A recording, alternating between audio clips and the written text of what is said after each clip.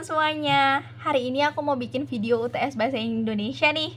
Tapi sebelum itu aku mau nanya, kapan sih terakhir kali kalian chatting dengan orang lain tanpa menggunakan singkatan atau menggunakan istilah dalam bahasa Inggris?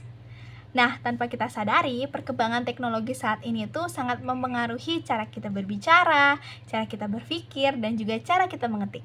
Hari ini aku pengen bahas ke teman-teman semua mengenai perkembangan teknologi saat ini dan juga apa sih dampaknya terhadap cara kita berbicara menggunakan bahasa Indonesia dalam kehidupan sehari-hari. Nah, teman-teman, kita akan bahas mulai dari sisi positif hingga tantangan yang kita hadapi saat ini dengan aku, Ibu Sastika Dewi Suryani, mahasiswa aktif semester 2 Teknologi Rekayasa Perangkat Lunak dari Universitas Pendidikan Ganesha.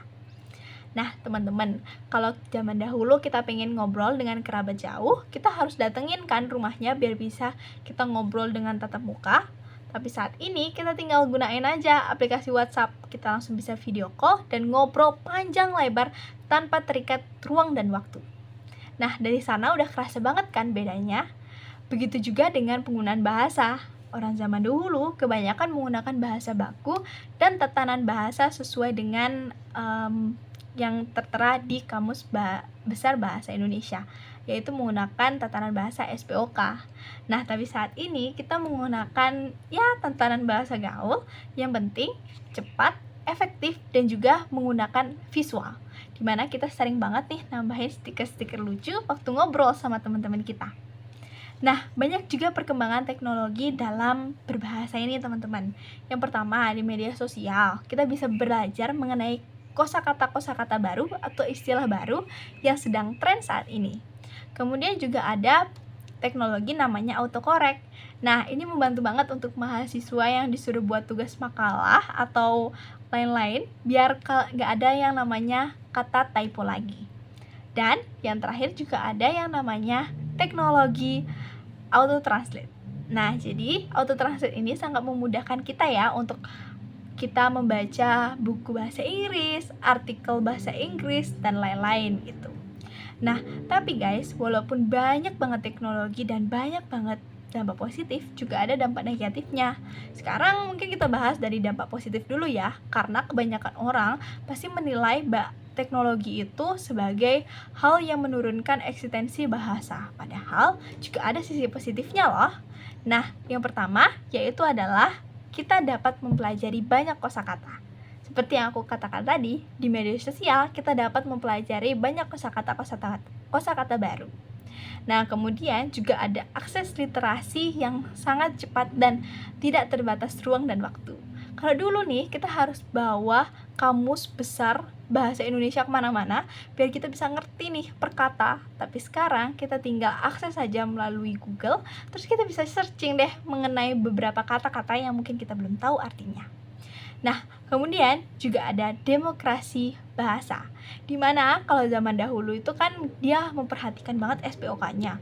Tapi kalau saat ini kita ya udah santai aja, yang penting semua hal itu tersampaikan dengan baik dan benar. Nah, yang terakhir juga ada internasionalisasi, dimana sekarang mulai banyak banget nih orang dari mancanegara yang pengen belajar mengenai bahasa Indonesia. Bahkan nih teman-teman, di beberapa negara juga ada yang mewajibkan untuk mata pelajaran bahasa Indonesia.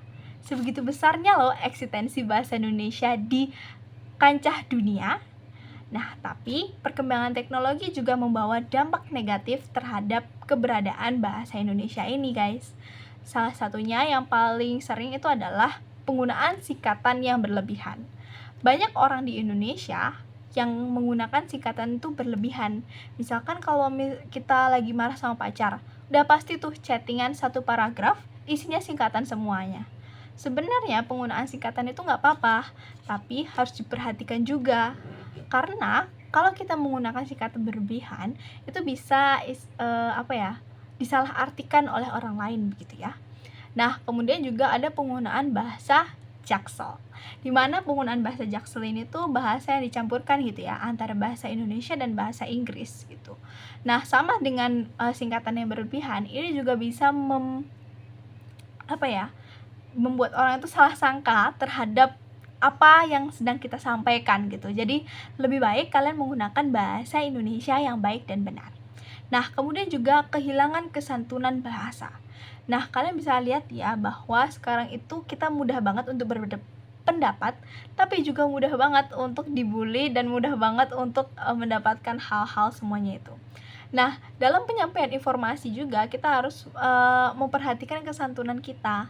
Cuman kita bisa lihat ya, banyak banget anak muda bahkan anak-anak kecil yang menggunakan kosakata-kosakata yang memiliki konotasi negatif di media sosial. Nah, kemudian yang terakhir itu ada namanya kehilangan eksistensi bahasa baku. Sebenarnya aku juga sadar kok sebagai Gen-Z, bahasa baku itu kelihatan kaku dan gak realistis saja gitu bagi Gen-Z. Tapi guys, bahasa baku ini sebenarnya sangat penting, apalagi ketika kita berbicara dalam proses profesional begitu. Jadi alangkah lebih baiknya walaupun kita anak-anak muda dan lebih banyak menggunakan bahasa gaul, kita juga harus bisa menggunakan bahasa baku di saat-saat tertentu. Dan menurut aku, teknologi itu hanya sebuah alat aja, tapi bahasa itu adalah identitas kita. Bahasa Indonesia adalah identitas kita sebagai bangsa Indonesia. Jadi, kita bukan yang harus menolak keras terhadap perkembangan teknologi atau perkembangan bahasa saat ini. Tapi kita harus bisa nih menempatkan diri dan menempatkan kapan kita harus berbicara dengan bahasa gaul dan kapan kita harus menggunakan bahasa baku dengan kesantunan yang ada di Indonesia. Mungkin sekian aja yang bisa aku sampaikan. Nah, teman-teman, kira-kira informasi apa lagi yang pengen kalian tahu? Bisa komen-komen di bawah ya. Yaudah, terima kasih banyak.